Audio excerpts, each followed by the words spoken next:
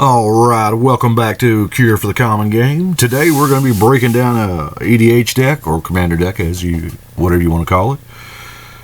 Avacyn, Angel of Hope. Now this is Avacyn before she went through her rebellious teenage phase on Shadows of Innistrad, and I do apologize for the glare. I'm using the From the Vault version, and their foiling process is, well,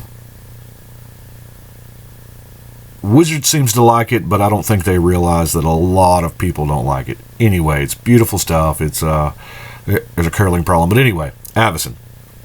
Back to the girl. She's our girl. Okay? This deck operates a whole lot like a one-woman army, because she just really doesn't need anybody else. At least that's my interpretation. I think she can do a fine job solo. She's big giant. She's going to hit 3 times, and that's going to be it. That's all you're really looking for. So, without further ado, I say a one-man army, but you know what? This card is too good not to be played. Another one of those cards I don't understand how is not banned yet. If you're playing white, it's just hard not to, because if you get this in your opening draw, the turn 1 6/6 flying lifelink it just hits it out of the park. It has to be dealt with or it ends games quickly. That is the only reason why it's in here. Not really on theme, but it's a really good card. So that's why I've got it. First, we're going to talk about getting Avacyn out there. And we do with what I call the assortment of mana rocks. We've got the gauntlets, of course. I use as many of them as I possibly can because this deck does 2 things. It puts Avacyn out quickly and it blows up the world. Because when you blow up the world and you have Avacyn out, it does not apply to you. Really makes for some lopsided, one-sided games. More times than not, once you get Avacyn out and you blow up the world a couple times, games are hardly ever finished. Anyway, of course, we got our Lotus Bloom that we can suspend, Worn Power Stone, Hedron Archive, Cold Steel Heart. Yeah, some of these are really obscure mana rocks, but it's all about getting them out there quick and trying to get Avacyn in play as quickly as possible. Got to have a Soul Ring, or at least I guess that's what Wizards think. Every deck has to have a Soul Ring. It fits in here. Even the old Diamonds, yes, that's right, that's a Felwar Stone. Gilded Lotus, that's just a card it's hard to build an EDH deck without. Dreamstone Hedron, Lotus Petal, why not? Sisay's Ring, Mana Vault, even the Golem's Eye, which is essentially just another version of the Sisay's Ring. Thran Dynamo, I could have swore was in here. I'll have to relook. Then, once you get Avacyn out, you've got to protect her, you know. You got your girl in, you got to buy her some clothes. You got to get her a nice cloak to protect her. Maybe some boots. You know the ladies, they got to have 2 pairs of boots. Because the last thing you want is them messing with your girl. Now, to go get, I guess this next section I'll call the helper cards. For when you absolutely got to go get something. This actually is almost a universal tutor for the whole deck because there's so much artifice in here. It works. Unquestioned Authority. I hear protection from creatures is good. That way they cannot block. Seems good. And it replaces itself. It draws you a card. A lot of people forget about that drawing the card trigger. Don't let it get you. Draw your card. Rebuff the Wicked. Rebuff the Wicked. This card, I think, is underplayed, undervalued. A lot of people don't even know this card exists. 1 mana, counter a spell that targets something you control, i.e. your girl. Got to protect your girl. In white. A white counter spell. People, these just about don't exist. If you're running white, you should be playing it. Nobody sees this coming. Oblivion Ring, because some things do matter. Some things really, really bother Avacyn, like other O-rings. Witchbane Orb, which I almost have two versions of Witchbane Orb in here. Witchbane Orb and Ivory Mask pretty much do the same thing. Because what happens a lot with Avacyn is you tend to get the target of, hey, target player sacrifices a creature. And I don't want a Cruel Edict, Diabolic Edict my angel. It makes for a bad time. So this way, I have the Hexproof, and here I have the Shroud. So, really good. Brave the Elements for when something just comes out of nowhere and you don't know. Oh, I'm sorry. This is a Texas Brave of Elements. It's an instant. It's 1 white mana. You choose a color, and white creatures you control gain protection from that color to end a turn. It's good. It's awesome. It's a great trump card. And then Akroma's Memorial. Thought about putting Akroma in, but this deck's not about her. This is Avacyn. But this is too good of an artifact not to play with. In just about every single EDH deck out there. If you run creatures, you should probably be looking for an Akroma's Memorial. It has too many abilities. It's just really, really, really good. Now we will get to Avacyn. Likes to blow up the world, so that's what we're going to do.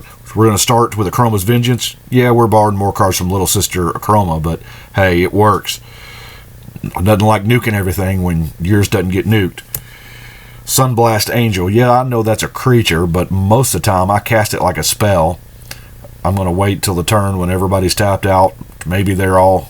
Because 3, 4, 5 player games, you know, somebody's swinging out with all their little goblins or elves or whatever they got, and I'm going to blow them all up on my turn.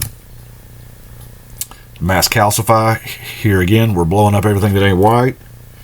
Oblivion Stone. Another good solid card. It's colorless. It can go in anything, especially when she protects your stuff from getting destroyed. Armageddon.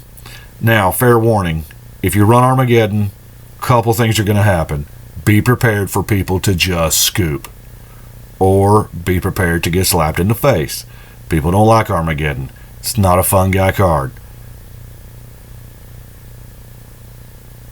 Let the buyer beware.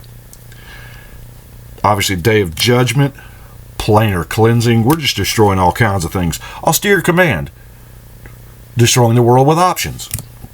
To Martial Coup, because hey, them little tokens can be awesome if you've got your Akroma's Memorial out, right? Catastrophe, Wrath of God, or Armageddon. Take your pick. There again, use responsibly.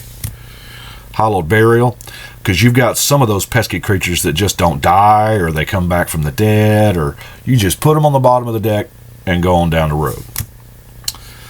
Solar Tide, here again, good variance. Wave of Reckoning, more times than not it's a Wrath. It's really good against the tweenies and tokens. Putrefy, there again, you've got a lot of decks that rotate around artifacts. I mean, this is the card that Sharoom has to counter. Good old faithful Wrath of God. Kurtar's Wrath. That's a Wrath from way back that a lot of folks don't remember.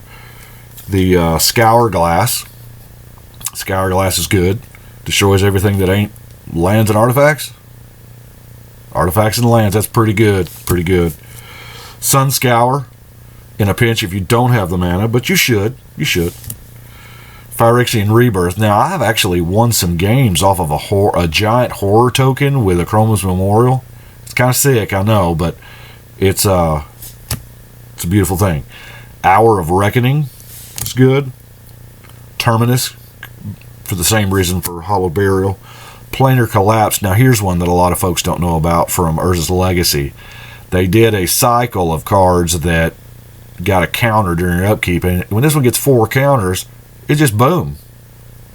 And it only costs 2 mana. Rout, because sometimes you got to wipe the board at instant speed. Final Judgment. Be careful with this one. This does not destroy. This exiles them. This will even exile your own Avacyn, so be careful. Divine Reckoning. Hey, guess which creature I'm choosing? Patrician Scorn. Now, this is kind of a Tranquility variant in white, or Perilusine, or there's a million different cards that do this. However, I love the fact that this can be free. Most of the time, you're going to cast something, you got a really good chance it's going to be white, and then this becomes free. Just in case y'all don't know, free is my favorite price for cards. Faded Retribution. It kicks it up a little bit and even destroys their Planeswalker, so that's awesome. Destroys anything that's not an artifact. Planar Outburst, getting into some newer stuff here, destroys anything that ain't all non-land creatures, so that's really good. Now, I've saved my favorite Blow Up the World card because World Slayer. When you equip the World Slayer to Avacyn,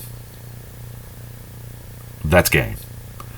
Most of the time, as soon as you do it, people will look at their hand and it ends up scooping.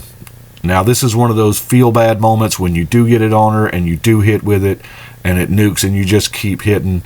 But, hey, it is absolutely the most effective equipment for Avacyn. She needs it. She's got to have it. Now, I run a crazy, just plain basic lands.